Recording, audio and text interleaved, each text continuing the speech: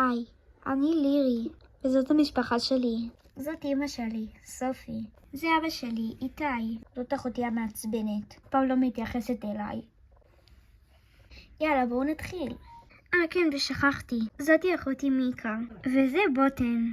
אוקיי, עכשיו באמת מתחילים. לירי! לירי!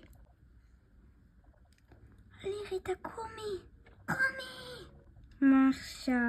מה את רוצה? אבא? די, אני רוצה לישון. די משהו מולדת. ממש מעניין. את לא הולכת להרוס לה אותה כמו שנה שעברה. טוב. מה את רוצה עכשיו, רוני? אל תהי מצחיקה לי, אם יש יום הולדת היום.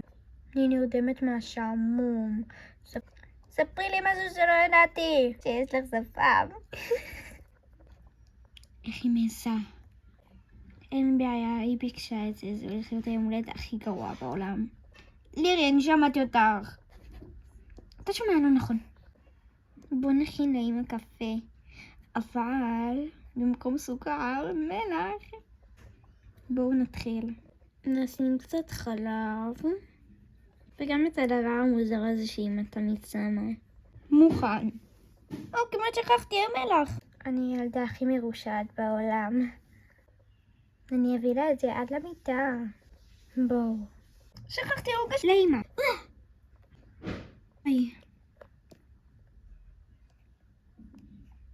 אתה הרגע התנגשת בי וזה מה שמעניין אותך? בובוני! קראתי חצופה היא בסוף בטעות הערת אמא. מישהו קרא לי? אמא התעוררה. וואו, אתה הערת אותי. לא יודע, עשינו כלום. אתה זוכר איזה יום היום? חמישי?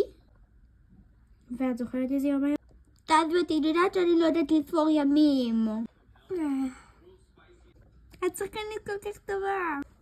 אני לא שחקנית, אבל תודה.